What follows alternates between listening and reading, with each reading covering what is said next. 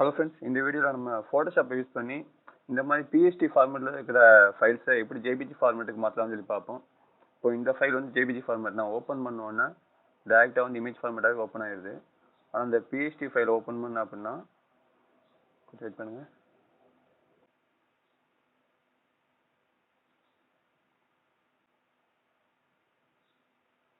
டேரெக்டாக வந்து ஃபோட்டோஷாப்புக்குள்ளே போய் ஓப்பன் ஆகுது. ஓகேவா?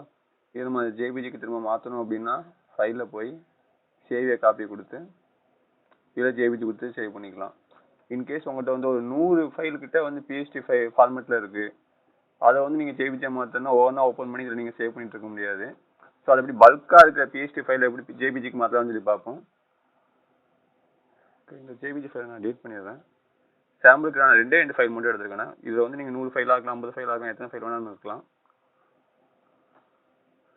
ஃபோட்டோஷாப் ஓப்பன் பண்ணிட்டு ஃபைலில் ஸ்கிரிப்ட்ஸ் இருக்கா, அதில் இமேஜ் ப்ராசஸர் போடுங்க. போட்டுட்டு அந்த பிஎஸ்டி ஃபைல் இருக்கிற இதை மட்டும் செலக்ட் பண்ணுங்கள். ஓகேவா? ஓகே, அந்த ஃபைலை செலக்ட் பண்ணிவிட்டு ஓகே கொடுத்துருங்க. கொடுத்துட்டு அவுட்புட்னு வந்து நமக்கு எந்த இடத்துல சேவ் ஆகும்னு கேட்கு. நீங்கள் ஸ்பெசிஃபிக்காக எதுவும் ஃபைலில் ஃபோல்டர்லேருந்து மாற்றினா மாற்றிக்கலாம், இல்லை அதே ஃபோல்டருக்குள்ளே வேணும்னா சேம் லொக்கேஷன் நீங்கள் கொடுத்துக்கலாம். ஓகேவா? ஃபார்மேட் எந்த ஃபார்மேட் ஜேபிஜி தான். சரி, கொடுத்துட்டு குவாலிட்டி வந்து 12 கொடுத்துருங்க. கொடுத்துட்டு ரன் கொடுங்க.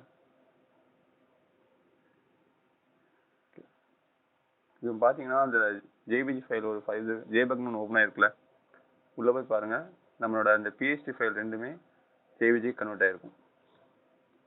ஓகே, ஸோ இந்த மாதிரி ஃபோட்டோஷாப்பில் இருக்கிற அந்த யூஸ் பண்ணி நம்ம பிஎஸ்டி ஃபைலில் பல்காக இருக்கிற ஃபைலை ஃபுல்லாக ஈஸியாக நம்ம ஜேபிஜி கன்வெர்ட் பண்ணிக்கலாம். தேங்க்ஸ் ஃபார் வாட்சிங். நெக்ஸ்ட் வீடியோ பார்க்கலாம். பாய்.